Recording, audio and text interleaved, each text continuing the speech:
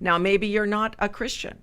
Maybe you weren't brought up in a Christian family. Maybe you were and you don't really like it much anymore. Maybe this is a time when we can really redefine or relook at all of these thoughts that have maybe caused us to be a little bit standoffish to the presence of God.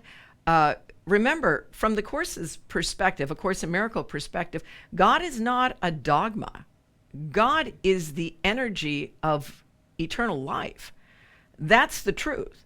We have just allowed religion, in whatever forms it may be, and whatever dogma we may follow, to make God appear in particular ways. He appears when you're good, but he's not there when you're bad. Well, that sounds like Santa Claus. Naughty or nice.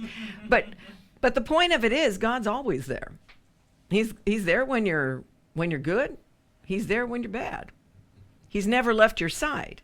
The difference is that when we get caught up in our unworthiness or our feelings of suffering or our feelings of loneliness or our feelings of vulnerability, when we get caught up in those and those projections that can cause us to hate others out there and blame others for the problems in our lives, that causes us to not be aware of his presence.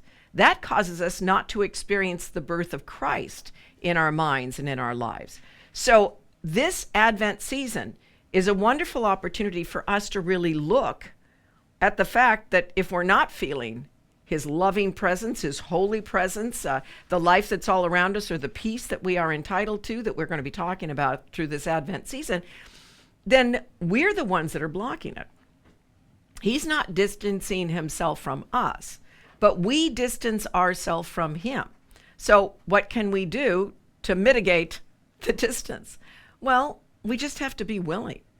We have to be willing to remember the truth in those moments of, say, unworthiness, or in those moments of suffering, or in those moments of vulnerability or feelings of loneliness. And that's why we used, and we talked about this last week, the idea of a manger.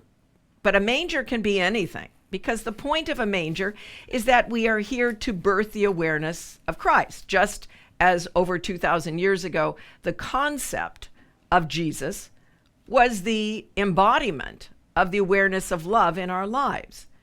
So we use that concept even today. We don't have to necessarily believe in Jesus, but what we can believe in, and not even a Christian God, we can believe in something that is greater than us. And I think we can all know that there's something more going on here than just you and I in a limited sense.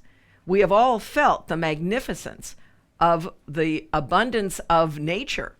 That gives us a little glimpse as to the power that is within you, much more than even you can imagine in nature. You are much more creative, much more abundant, much more able to handle whatever comes your way, but we don't believe it. And so the concept of a manger is just get a couple of things together and start by letting go of the things that no longer serve you.